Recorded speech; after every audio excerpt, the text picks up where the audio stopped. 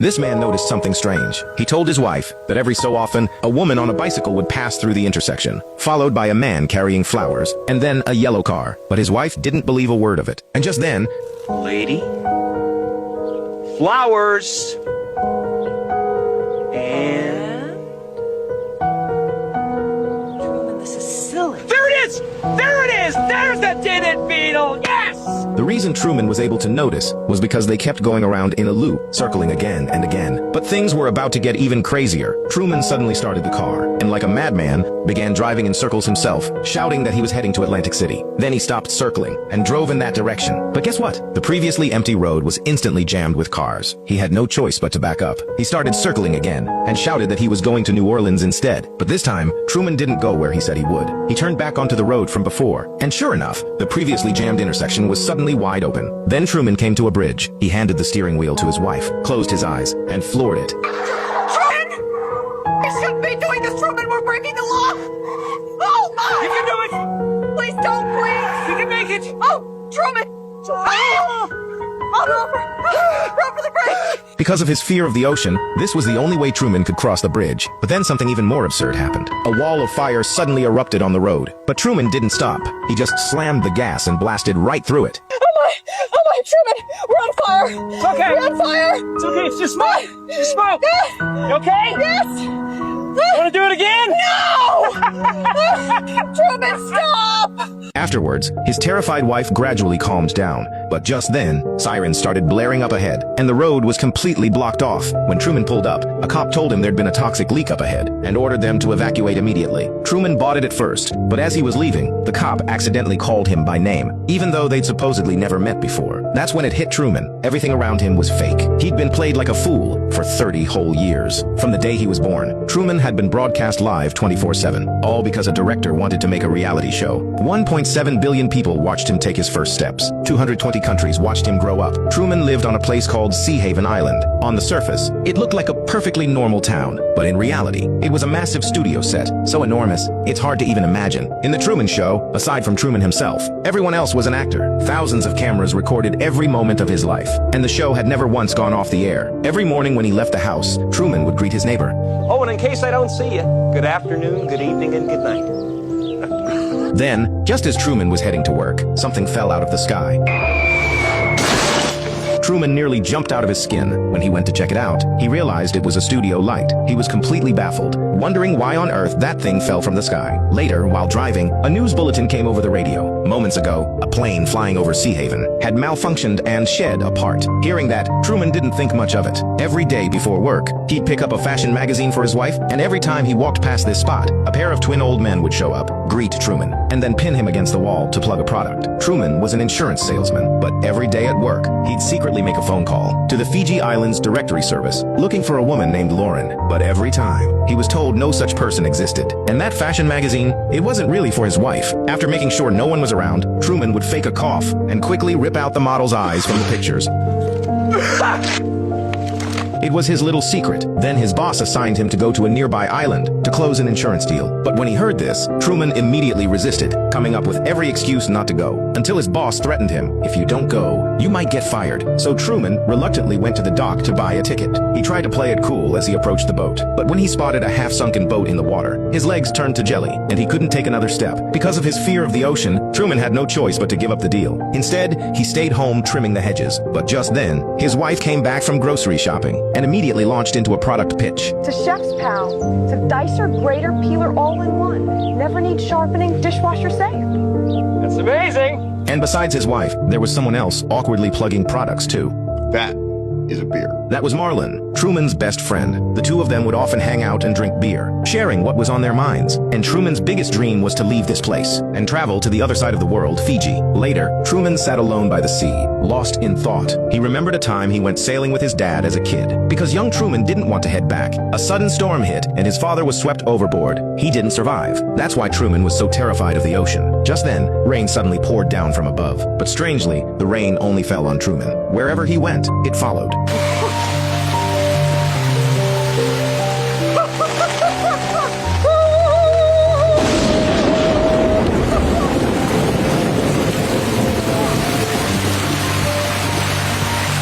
Back home, Truman suggested suggested to his wife that they travel the world, but she shot the idea down immediately. She said they had car payments and a mortgage to worry about. And besides, didn't they agree to have a baby? In the end, she talked him out of it, and Truman gave up on the idea of leaving Sea Haven. Let's get you out of these wet clothes. Come to bed. At that point, a viewer couldn't help but complain. Every time things got interesting, the camera would cut away. The next morning, Truman headed to work like any other day, but something was off. A homeless man suddenly appeared on the street. When Truman got a closer look, he realized it was his late father. But before he could even react, two strangers grabbed his father and dragged him away. Hey, what are you doing? Hey! What the? Oh, stop! Out of the way! Truman tried to chase after them to save his dad, but passersby kept blocking his way, one after another. He watched helplessly as his father was shoved onto a bus. Truman ran after it as fast as he could until a taxi appeared out of nowhere and finally forced him to stop. He immediately told his mother what had happened, but no matter what he said, she refused to believe him. That night, Truman opened a box he'd kept locked away for years. He pulled out a dusty container filled with photos of him and his father. After studying them carefully, he was even more certain he hadn't been mistaken. That homeless man was definitely his father. Just then, his wife suddenly opened the basement hatch. Truman quickly hid the photos and pretended to be fixing the broken lawnmower. Seeing this, his wife launched right into another ad. You know, we really ought to throw out that mower. Get one of those new Elk rotaries. After she left, Truman opened the box again and pulled out a red sweater. At this point, a curious viewer asked, What's he doing? See, they got rid of her, but they couldn't erase the memory. Since some newer viewers might be confused, the show aired a quick recap. It turned out that the actress the viewer mentioned was Lauren, the first love Truman had been searching for all along. The first time Truman saw Lauren in college, it was love at first sight. But then his future wife suddenly appeared out of nowhere. She pretended to twist her ankle and threw her arms around Truman, quickly striking up a conversation. And before he knew it, Lauren had vanished. But later, they bumped into each other at the library. So Truman asked Lauren out on a date. But instead of saying yes, Lauren secretly whispered to Truman that they couldn't talk there. She let him pass the cameras, and the two of them sprinted away. But even so, they were still tracked down. Eventually, they made it to the beach, where Truman shared his very first on-screen kiss. But right then, a car suddenly pulled up. Because Lauren had developed real feelings for Truman, she couldn't bear to keep lying to him. So she tried to tell him the truth. Everybody knows everything you do. They're pretending, Truman. Do you understand? Everybody's pretending. I don't know. But before she could finish, a man claiming to be her father dragged her away by force. Truman stood there stunned, with no idea what was going on. The man claimed Lauren was having a mental breakdown. Get out of here. Come on, bye. Don't worry. We're going to See you in Fiji. school. Fiji. We're moving to Fiji.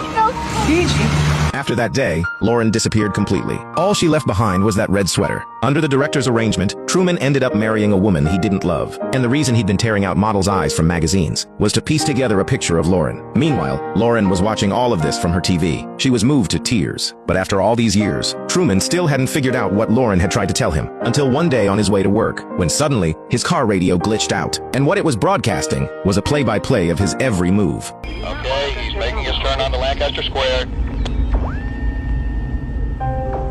Oh my God! He knew his something's wrong. Change frequencies.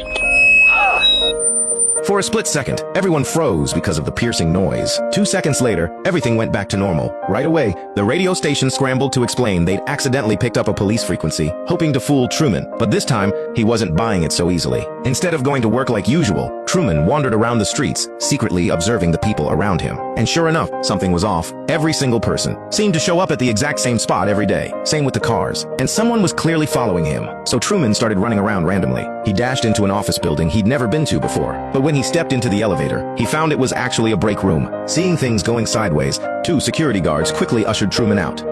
Truman bolted, but a nearby construction worker didn't react at all. It was so bizarre that Truman started questioning his entire reality, and it only strengthened his resolve to escape. That evening, the director sent Truman's mother over to visit. She pressured the couple to have a baby soon. The whole point was to tie Truman down for good. But later, while flipping through his wedding photos, Truman noticed something shocking. His wife had her fingers crossed. That's the gesture people make when they're lying. A silent plea for God's forgiveness. It meant their entire marriage was a sham. The next day, Truman tried to have a serious talk with his wife, but she seemed completely flustered, rushing to get ready for work, saying she had a major surgery to perform. Something about it felt wrong to Truman. So after she left, he followed her. But the moment he got to the hospital, a nurse stopped him. No matter what he said, she wouldn't let him see his wife. So Truman asked the nurse to pass along a message and turned to leave. But that was just a fake out. Once the nurse walked away, he quietly followed her. But right then, a bunch of patients in wheelchairs came barreling toward him, as if trying to block his path. Luckily, Truman was quick on his feet and dodged them. But then, an orderly appeared, pushing a cart, swaying back and forth, blocking his way at every turn. Here, let me help you. Finally, Truman made it to the operating room where his wife was supposed to be. But what he saw next nearly made his jaw hit the floor. Just as the surgeon was about to cut, the unconscious patient suddenly woke up. But before he could enjoy the rest of this little show, security dragged Truman out. After that, he packed his bags and went to a travel agency to buy a ticket to Fiji. But the agent told him there were no flights available for a month because it was peak season. But obviously, this was all the director's doing. Even so, Truman refused to give up on Fiji. He just switched to a different mode of transportation. After buying a ticket, he excitedly hopped on a bus. But the driver pretended the engine wouldn't start and deliberately made the bus spew out smoke. Everybody off. We've got a problem. With that, everyone got off the bus like NPCs, without a single complaint. Truman was the only one left standing there, dumbfounded. Later, when his wife got home from work, Truman told her about all the weird things he'd experienced. Then he decided to drive off Seahaven Island. Along the way, they ran into obstacle after obstacle, but Truman refused to stop. He knew all of it was fake, and he was determined to escape no matter what. But they were outnumbered, and the attempt ended in failure. It wasn't until late that night that the police brought Truman back home. He turned to his wife and asked why she wanted to have a baby with him. You can't stand me. That's not true. After answering, his wife turned away. Then she grabbed a can of cocoa powder and started rattling off another random ad. What the hell are you talking about? Who are you talking to? I've tasted other cocos. This is the best. What the hell does this have to do with anything? Tell me what's happening! That outburst terrified his wife to her core. Fearing for her safety, she frantically grabbed a kitchen gadget nearby to defend herself. But Truman snatched it right out of her hands. Joyce! Do something!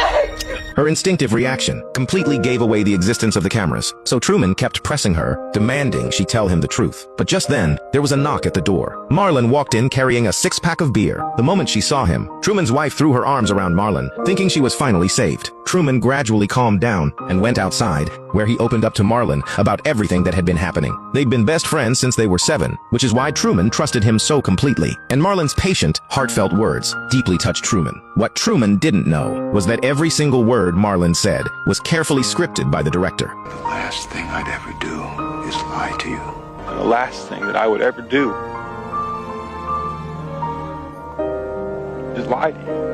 Truman was almost convinced, but when he caught Marlon hesitate mid-sentence, he realized that even this lifelong friend was in on it. But what happened next was unbelievable. The director brought Truman's father back to the show, all to put Truman's suspicions to rest and keep him on Seahaven forever. Green cam. Button cam 3. I never stopped believing. And wide curb cam 8. My son. Fade up music. Under the director's guidance, this emotional father-son reunion not only sent ratings through the roof, but also diffused the crisis. Originally, the director hadn't planned for the father's death, but because Truman's dream was to be an explorer, the director arranged for his father to be lost at sea, to do whatever it took to keep Truman from ever leaving. But this storyline didn't sit well with the actor playing the father, so he kept trying to sneak back onto set in every way he could until Truman finally spotted him. But no matter. The director solved both problems in one move. After a good night's sleep, Truman went back to his normal routine the next day. In fact, he seemed even more upbeat than before, cheerfully greeting his neighbor, even playing along with the twin old men's product plugs. Then he headed to work. Since the previous wife had been let go, the director set him up with a new partner. On the surface, it looked like Truman had accepted everything, but deep down, he'd already worked out his escape plan. That night, the crew was monitoring Truman as usual. But then the director got a bad feeling. Truman wasn't sleeping in his bedroom. He was in the basement. They could hear snoring, but something didn't feel right. So the director pulled up the playback, and sure enough, something was off. If he couldn't have gone up the stairs, he must still be on the road. over there. Right away. Marlon rushed over right away. He went down to the basement. But when he pulled back the covers, all he found was a dummy and a pre-recorded snoring track. Truman was long gone. When Marlon opened the storage closet, he found a tunnel dug through the wall. Truman had clearly escaped a while ago. The director completely panicked and immediately cut the live feed. Since this had never happened in 30 years, viewers everywhere were stunned. To find Truman as fast as possible, the director ordered every single actor to mobilize and conduct a full-scale search. He even raised the sun early, but still nothing. Then it hit the director. There was one place they hadn't checked. He pulled up the ocean cameras, and there he was, Truman, out on the water. The live broadcast was back on in an instant, and viewers everywhere everywhere snapped to attention. Truman had completely conquered his fear of the ocean. He was sailing straight for Fiji. Then he reached into his pocket and pulled out a piece of paper. He unfolded it, and there was the composite image of Lauren. When Lauren saw this from her TV screen, she burst into tears of joy. The director decided to send someone to intercept Truman, but here's the funny part. Not a single actor on set knew how to sail, so the director pulled out the big guns, activating the weather control system. He unleashed violent winds and rain, thunder and lightning. Give me some lightning. Again. Hit him again. At first, the director thought this would scare Truman into turning back. He was completely wrong. After being thrown into the sea and climbing back aboard, Truman didn't just keep going. He lashed himself to the boat. At that point, the director couldn't bring himself to continue. After all, he'd come to see Truman as his own child. Is that the best you can do? You're gonna have to kill me! But those words only enraged the director. Ignoring everyone's pleas to stop, he cranked the wind up to maximum. A massive wave came crashing down and capsized the boat in seconds. It wasn't until Truman was floating motionless in the water that the director finally killed the storm. But miraculously, Truman had survived.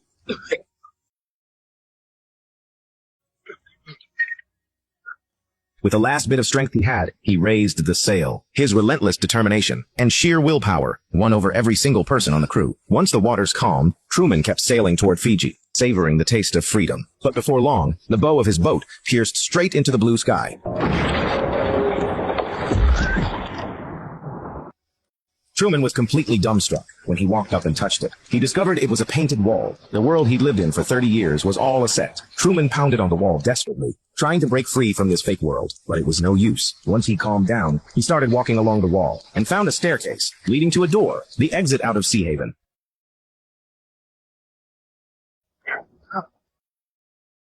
I speak. Weird.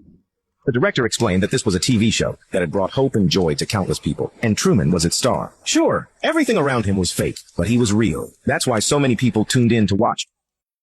Listen to me, Truman. There's no more truth out there than there is in the world, I think. It's deceit. But in my world, you have nothing. In that moment, the director sounded like a loving father, calmly trying to persuade Truman to stay. He even walked him through every memory, everything that had happened here since childhood. You can't leave. You belong here. With me.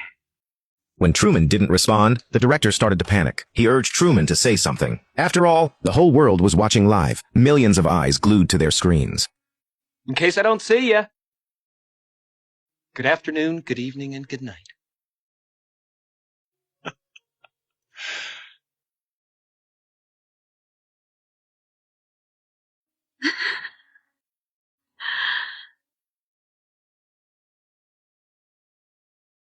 In the end, Truman chose to break free. He stepped bravely through that dark doorway to find his beloved Lauren. In that moment, audiences around the world cheered for Truman, celebrating his freedom. And the Truman Show, 30 years in the making, finally came to an end.